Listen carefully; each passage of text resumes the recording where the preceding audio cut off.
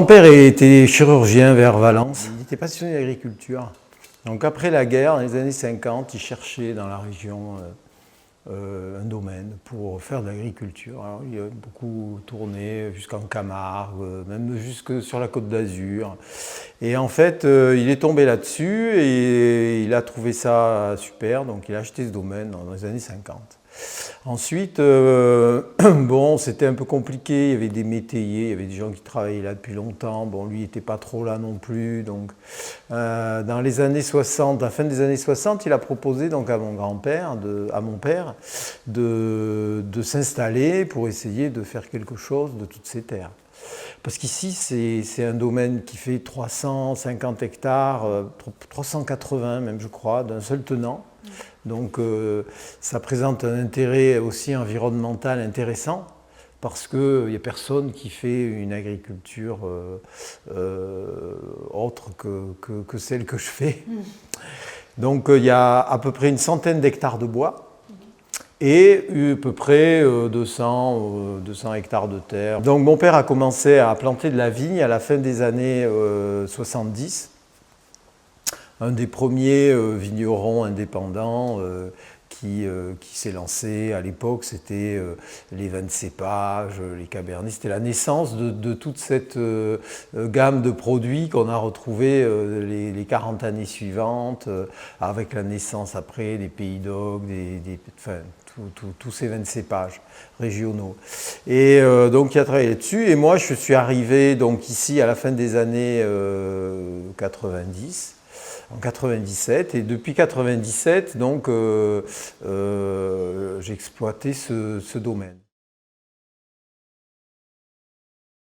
Il y a 7 ou 8 ans en arrière, on a fait un petit revirement et donc on a décidé de prendre le virage un peu des vins nature.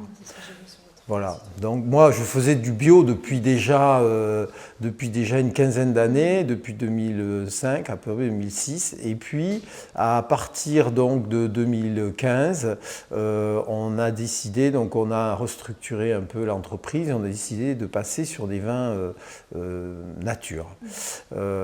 Ça s'est fait assez naturellement, compte tenu que moi je faisais déjà du bio depuis longtemps, et même si je n'avais pas pris le pli du nature, c'est quelque chose qui m'a convenu très rapidement. Donc depuis donc, 7 ans, on fait ça. On a conservé à peu près 18 hectares, 18 ou 20 hectares de vignes pour la simple et bonne raison qu'il y a beaucoup de cépages que j'avais qui n'étaient pas adaptés. À l'origine, j'avais 50 hectares de vignes. Sur les 50, j'en ai gardé 20, les autres étant des cépages style Merlot, Cabernet, qui sont moins adaptés pour moi à l'idée que je me fais des vins nature. On vend à peu près 90% des vins à l'exportation. Oui.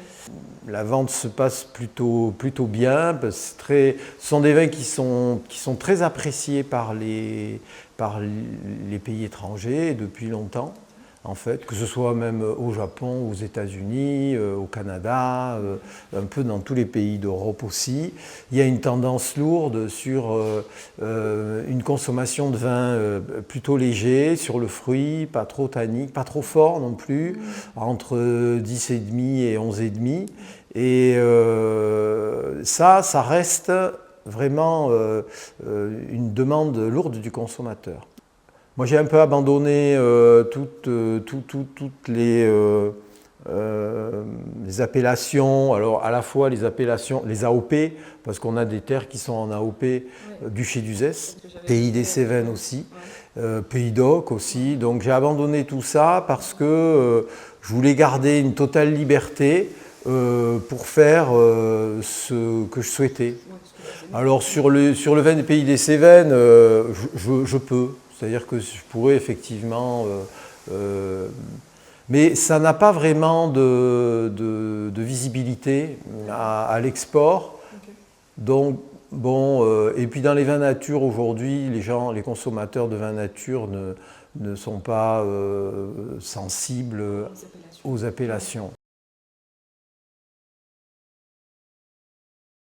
Je me suis mis à m'intéresser depuis plusieurs années aux petits vracs, enfin, on va dire au-dessus de ce qui est bib et cubi, à partir de 20 litres, et aux vracs un peu plus importants, comme ça, des cuves de 10 hectos ou de 6 hectos, et à tout ce côté un peu d'économie circulaire. Et je trouve que c'est l'avenir, clairement. Donc c'est pour ça que j'étais très intéressé de travailler avec vous aussi, parce que je trouve que l'idée est formidable. Et donc moi, alors j'en vends, et aussi à l'étranger d'ailleurs, parce qu'on en vend en Angleterre notamment, une société qui, elle, est installée depuis plusieurs années, et qui achète du vrac, qui le conditionne sur place, qui récupère les bouteilles, qui relave les bouteilles. Ils ont une grosse structure. Alors, ce n'est pas encore très simple, mais ça reste quand même une idée majeure. Ça mérite d'exister au moins, et de se développer. Et de toutes les façons, je veux dire, ce serait mentir ou ne pas voir la réalité que de dire que ce n'est pas l'avenir. C'est clairement l'avenir. Donc il faut commencer déjà à se repositionner et bon, et moi de toute façon je suis sensible naturellement à tout ce qui est un peu un développement durable de tout. C'est moi ce que je fais depuis 25 ans, je ne cherche qu'à protéger l'environnement, la biodiversité, faire des cultures propres. On n'a pas conscience de l'importance de la terre, par exemple. Quand je dis de la terre, c'est-à-dire du matériau, on n'a pas l'importance, on ne se rend pas compte. Alors, on a pris conscience de certaines choses parce qu'elles sont médiatisées, donc voilà, les océans, les plastiques, la pollution, machin. Mais on passe à côté, c'est la partie émergée de l'iceberg. Après, la terre, c'est quelque chose de fondamental et peu de gens en parlent. Le marché donc, des vins nature, il est il est encore en expansion. Les gens ont envie de boire des choses qui sont le plus propres possible. Alors, les levures sélectionnées, déjà, c'est compliqué. Enfin, c'est compliqué. Je crache pas dans la soupe, parce que j'en ai fait. Hein, j'ai commencé par faire des vins conventionnels. Quand je suis arrivé, mon père faisait des vins conventionnels, donc je commençais les vins conventionnels. Après, j'ai fait des vins bio que j'ai continué à levurer. Mais c'est vrai que le levurage des vins, c'est une perte d'identité. Voilà. C'est une uniformisation, une perte d'identité. C'est vrai que c'est compliqué de faire sans. Mais le jeu en vaut tellement la chandelle que c'est même pas pour moi, c'est même pas la question. Même si c'est vrai que c'est pas toujours simple, parfois on perd des volumes. Il y a des loupés. Celui qui vous dit qu'en vin nature, il n'a jamais aucun loupé, ben, soit il est très très bon, c'est possible, soit il ment.